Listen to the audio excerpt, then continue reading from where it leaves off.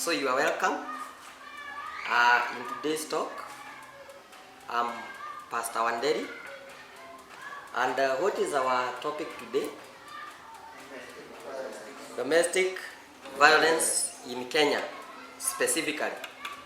And let's look first at what it means, that domestic violence is any harmful behavior towards a member of a family or a household. And here we are talking about violence based on mistreatment of persons by close people, maybe in the family or people living in the same household. In Kenya, basically, when we talk about this, it is good we first look at some statistics. Whereas I may speak about the statistics here by different people, I am majorly concerned about the statistics by the National Crime Research Center, NCRC, in Kenya. And the statistics are a bit worrying in our country, and they are not standing at this position. They could be higher by now, especially with the COVID-19 scenario. By the time the National Crime Research Center released these statistics, it is understood that 45% of women aged between 15 and 49 years of age have had either physical or sexual violence.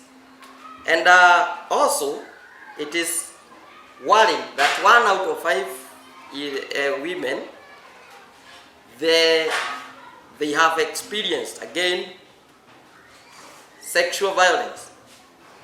And another worrying state is that about 50%, 49 to 50% of these victims are minors. And when we are talking about minors in Kenya, we are talking about people between the ages of 0 to 18 years of age. However, we also have men who have suffered from domestic violence in our country, and they attribute, by the statistics, they attribute to around 6% of the total population that has faced domestic violence.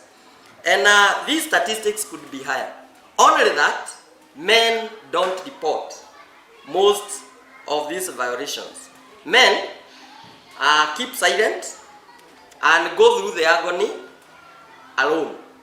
And at that juncture, when we have now looked at the statistics, it is also good to mention that these statistics that we are talking about tally with other researchers, like we have the Federation of Women Lawyers in Kenya, that is FIDA, and they are almost the same. Then we also have the statistics by the World Health Organization, the WHO, which also has similar statistics. We also have United Nations High Commission for Refugees. Again, the statistics are almost similar. So, domestic violence cuts across the world, and it has adverse effects on it. So today, we won't go much into statistics and the causes, but today we shall look at the different forms, mainly the main forms. And forms here, we are talking about the different ways in which it happens. And it is good to mention that we know domestic violence in a very limited way, because in most cases, the ones that get to the media in our country, we only hear about rape cases, which takes a good percentage of the violence, domestic violence in Kenya. We also have physical violence, that is battering. And as you have heard, in our country, at this moment we are fighting the COVID-19. We are faced with a great challenge. Just recently, this week, you have heard of a man who has been touched in his vehicle in Nairobi. We have also heard in Busia, a family that has been axed by the husband. We have cases of people burning their family members using acid and other chemicals. And those are the main forms that we hear in our country. That we can divide into two main things. We have physical violence, and we have what we call emotional violence. Physical violence inflicts the body. This is pain, there is battering, fighting all over, rape, defilement, by even very close family members. In Kenya, majority of those people, girls that, for example, have been violated sexually through defilement, it has happened even from as close family members as the fathers themselves. And this is a bit worrying. And we also have other forms. Maybe we can take time to explain each as we move on. When we are talking about battering, we are talking about beating or hitting somebody. And mostly this happens during an argument. We know men don't have the capacity to argue for long. That is maybe why the percentage of women who face this form of violence is higher. Because men fall short of words and they react by fighting. They become violent. By the time the argument is at the middle, they start fighting. And therefore, beating takes a huge percentage. Then we have domestic conflicts, that people fail to agree in families. That is another form. Family members fail to agree on maybe property, on hours, on the way things are supposed to be done in the family, and on use of the family property, like the vehicles. Those who don't have the vehicles, like even food. People conflict in our country because of food, because we have deprived families, like we have in our informal sector, the so-called slums. Then we have verbal abuse or verbal violence, whereby a person may not beat you up, a person may not even raise a finger at you, but keeps on tormenting you using words. That affects the emotional part of it, lowering somebody's esteem and making a person feel rejected in the family or in the household. And this form is very dangerous because it attacks the ego of a person. Then another form that doesn't really look like one is the economical economic abuse, or what we call financial restrictions.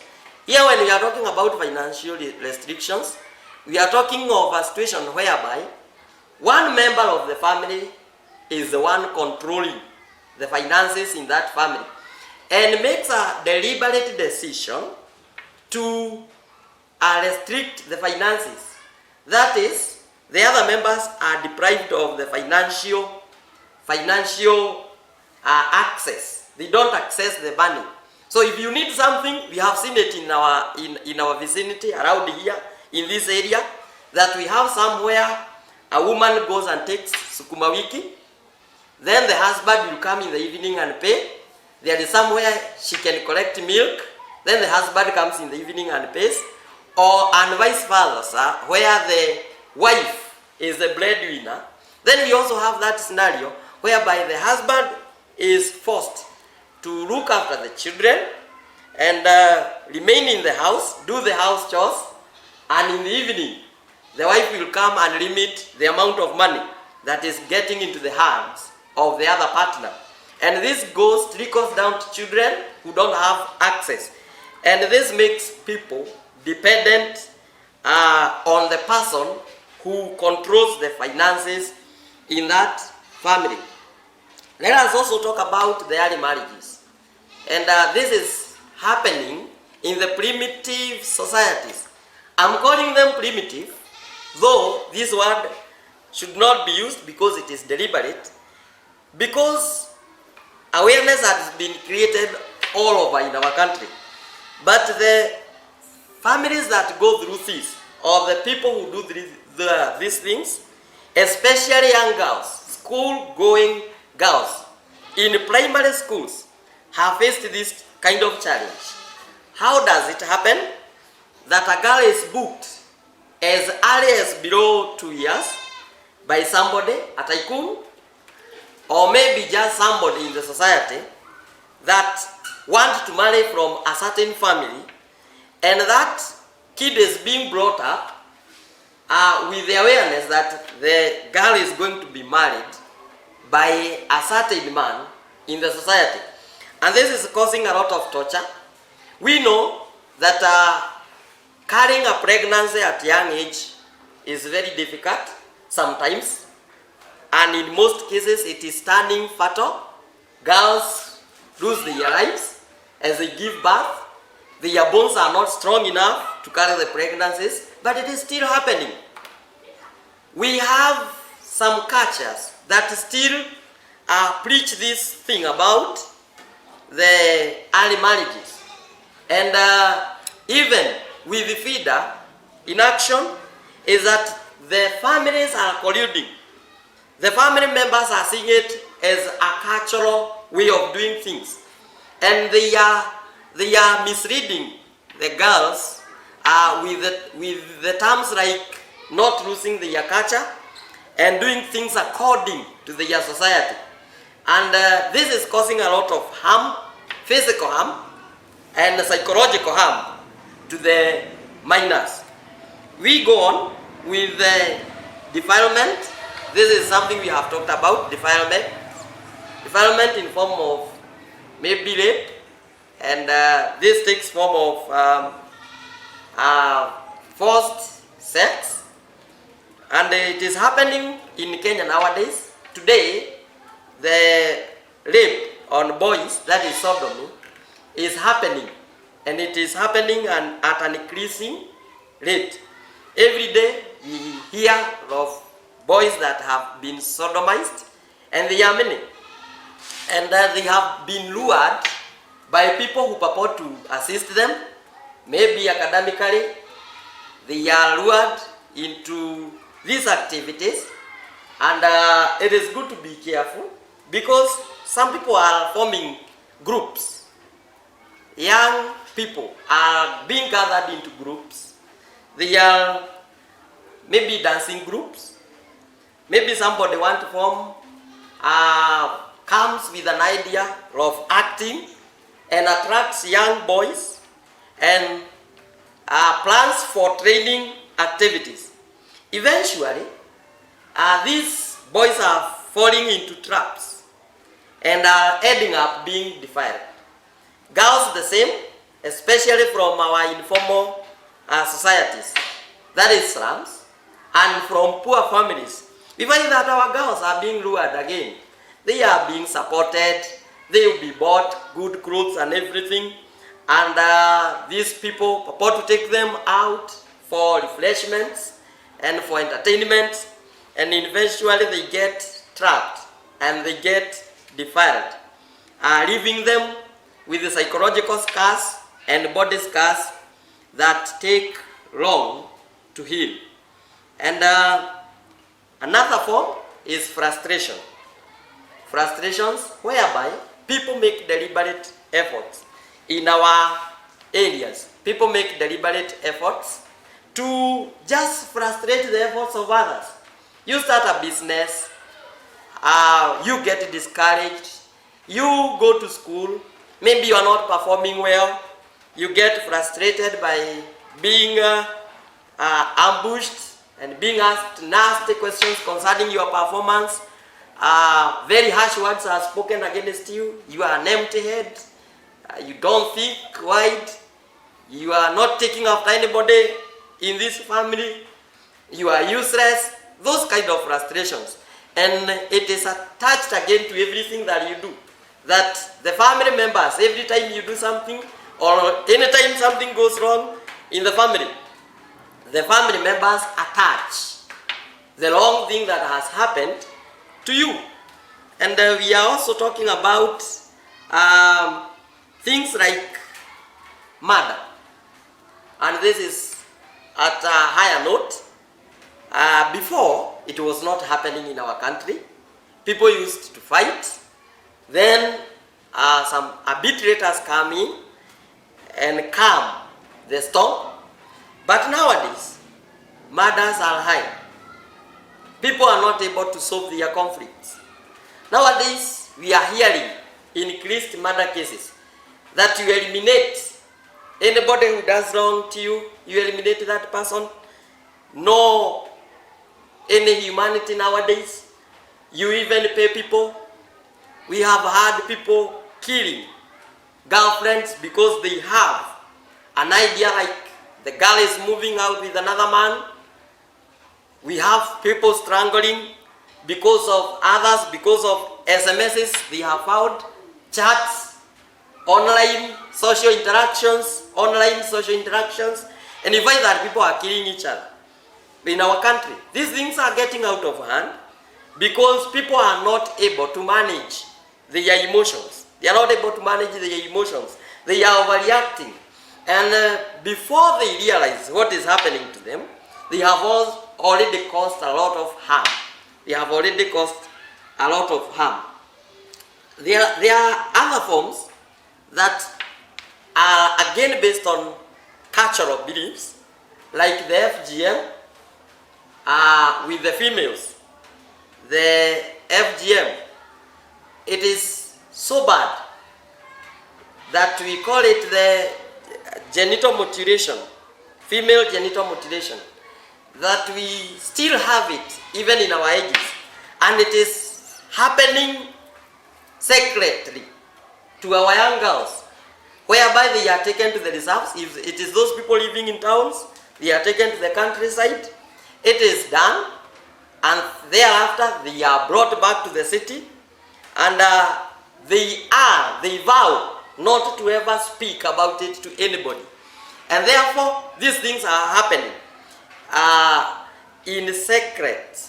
In secrecy, it is happening in our country, and it is something that we need also to rise and maybe challenge, because they cause a lot of harm to our young girls. That is the mothers of tomorrow, and the mothers of tomorrow, our leaders of tomorrow, and it is just becoming very, very strenuous emotionally. It is becoming tormenting, and it is also becoming adverse in our society. Then we also have trafficking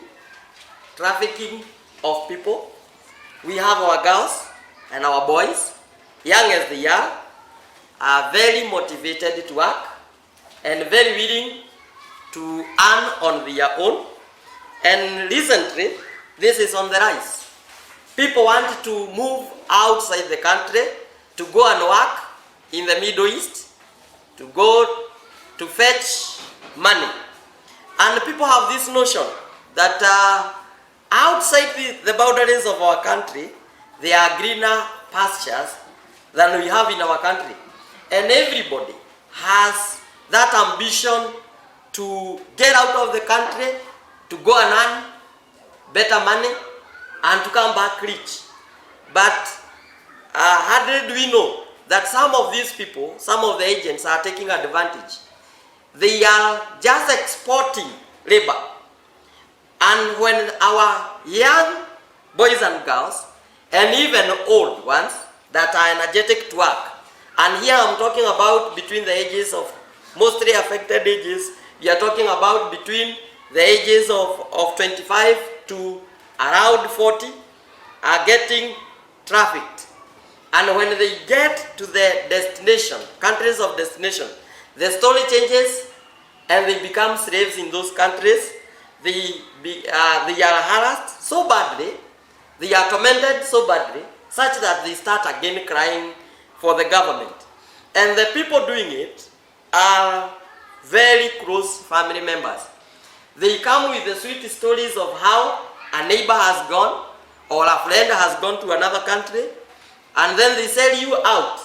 And because everybody is ambitious to become rich, is ambitious to live a good life, we end up having people who are suffering so much. Attached to this, I may speak something about, again, trafficking in this form. That we have girls and boys in our country, especially in our city, who are locked into big houses and they are taking porn videos. They are forced into sex with animals, and it is happening. And then there are people who are paid to do that. And very close people come to you, befriend you, you become soft, and they introduce you into this behavior, and eventually you become a victim in the trap. And therefore, it is good with different forms. We have other forms that I may not speak about here, but I just mentioned some of them, like sexual deprivation. We also have sexual deprivation. We also have marriage rape. Marriage rape, again, is another issue, or what young people refer to as date rapes. That somebody invites you for a date, you go out for an out, and this person has planned to rape you. We also have another form that is very dangerous in our country, and as this is particularly to the married, and it is mostly affecting women in our country, whereby there is what we call social isolation. That you are restricted in terms of where to go by your partner. You are restricted in terms of who to associate with by your partner. You are restricted in terms of what to do with who. And this is causing a lot of problems. And I have cases at hand that are as a result of this, whereby a person gets depressed to an extent of being affected brain-wise, and a person is becoming insane, partially insane. That comes partially. A certain period this person is okay, another moment this person is like mad, walking along the streets because of depressions that is coming as a result of this social isolation. You are isolated from people, isolated from friends, under very strict regulations. And it is going to an extent of even some people being given some mandate to man you. So that when you get out of the house, there is somebody following you, and there is somebody reporting to the person who is inflicting the kind of violation to you. And lastly, may I speak something to do with discrimination. In our families, we have people who are more preferred than others. You find that in a family, not everybody is taken equally.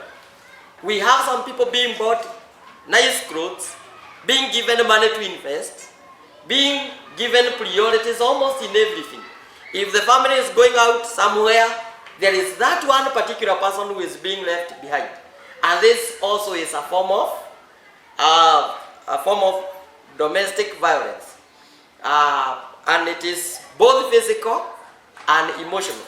And for today, we shall stop at that, and next time we come around, we are going to talk about the causes, and maybe we dig deeper into the part of the causes of this domestic violence. Thank you very much.